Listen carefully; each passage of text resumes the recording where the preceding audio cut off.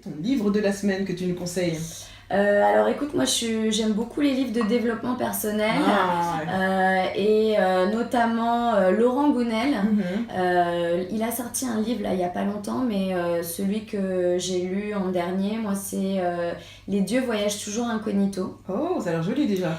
Et en fait, c'est l'histoire d'un homme qui est poussé dans ses retranchements. On l'oblige à faire des choses qu'il aurait jamais été capable de faire. Il n'a pas le choix, il faut qu'il les fasse. Okay. Et en gros, la conclusion, c'est de démontrer qu'on est retenu parfois par ses peurs et qu'on va pas au-delà et qu'on s'empêche de faire des choses à cause de peurs qui sont pas forcément fondées.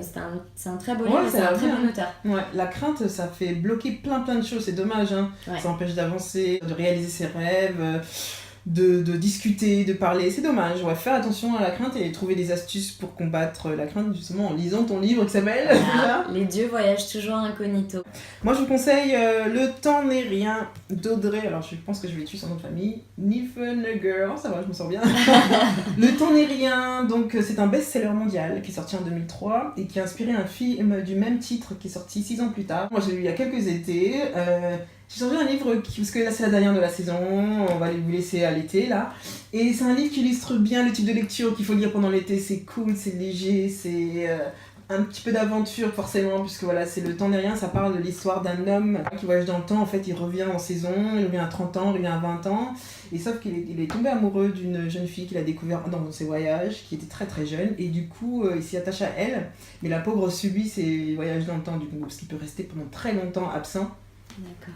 Mais donc tu vois l'histoire d'un couple qui subit tout ça et qui malgré tout s'aime toujours autant et c'est juste magnifique, ça mélange d'amour, d'histoire, d'aventure. Et donc je voulais choisir celui-ci parce que ça illustre bien le type de lecture qu'on peut lire pendant l'été, léger, pas se prendre la tête, ce genre de choses. Tu lis ce type de livre toi en été ou pas? Oui, j'aime beaucoup les romans. Ouais. Tu lis beaucoup en été?